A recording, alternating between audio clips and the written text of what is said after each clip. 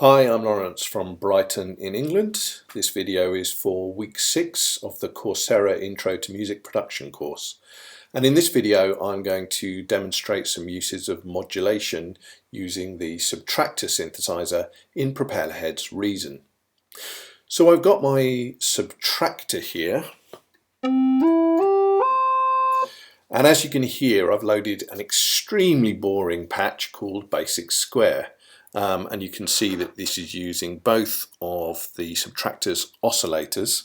One has a sine wave and one has a square wave. So what I'm going to do now is try and spice this up a bit by using some modulation. So modulation is where we use one signal to change or modulate another. Now most synths have multiple modulation sources. And usually you'll find the controls for modulation along the bottom of the synth, and that's certainly true of Subtractor. So over here on the bottom left, we have the section that controls the pitch bend and modulation wheels. Now at the moment the modulation wheel doesn't affect anything, but let's say we want to use it to open up the filter. So if I adjust this knob here and just move it right up towards the plus, now when I play a note, as I start to open up the modulation wheel, you can hear that it opens up the filter. Now you could hear that really ringing as the resonance kicked in. It's quite an unpleasant sound, so maybe we don't want that pronounced an effect.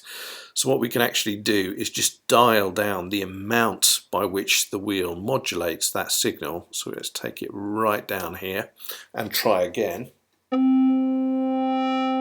And you can hear that's a much more subtle effect.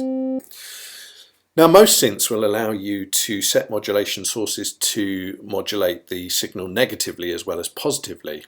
And indeed that's true with Subtractor. So if I move the knob the opposite direction towards the minus, and now when I play and use the wheel, you can hear it's actually closing that filter down rather than opening it up. Okay, so that's all well and good, but that's a manual effect, and it might be that what we want to do is to have our modulation applied automatically at a set rate. To do that, we can use a device called a low frequency oscillator, or LFO. Now LFOs are intended to create a signal in the subsonic range. You won't hear that signal, but you can use it to modulate other signals within the synth. So let's try that out now. So here I have the controls for LFO1, and you can see that it's set to affect the pitch of oscillators 1 and 2. So if I start to play a note and then I just start dialing up the amount, you can hear we get this siren type effect. And at the moment we've got a triangle wave in there, but I can change the wave shape. So we've got a rising sawtooth or a falling sawtooth, give me different types of siren sounds. Well, that's well and good if we want to actually create a sound effect like that, but you can also use the LFO in a more musical way. So let's say we wanted to emulate vibrato, where the player changes rapidly between two pitches. So to do that, what I'm going to do is first set the waveform to a square wave so that the LFO just switches between two pitches. I'm then going to dial the rate up a little bit, and I'm going to bring the amount right down because we want the change between those pitches to be quite small. So let's give that a go and see what we get. So there's that vibrato effect. Okay, what about tremolo? Well, tremolo is very similar, but with tremolo we're switching rapidly between two amplitudes rather than two pitches. So for this one I'm going to just shut LFO1 off and turn my attention to LFO2, because LFO2 on the Subtractor can affect amplitude. So let's just, again, we'll start with a plain note, and then as I start to dial up that amount, you can hear that tremolo effects coming into play.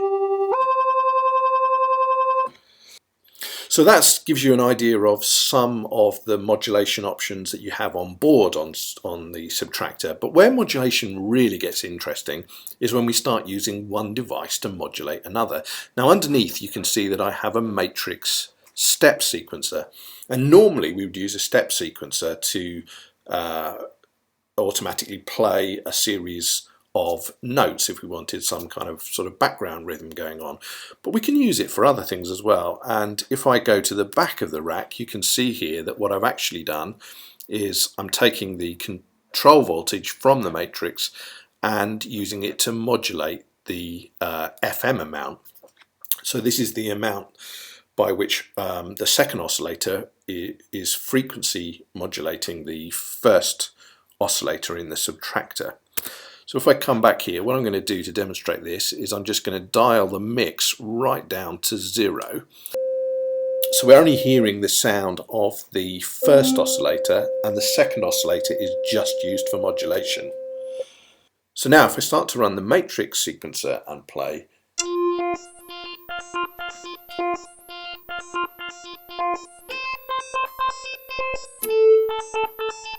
you can hear we get that nice rhythmic effect going as the sequencer controls the amount of frequency modulation between those two oscillators. Well, that's it. I hope you enjoyed this short demonstration of modulation with Subtractor, and I look forward to your feedback. Thank you very much.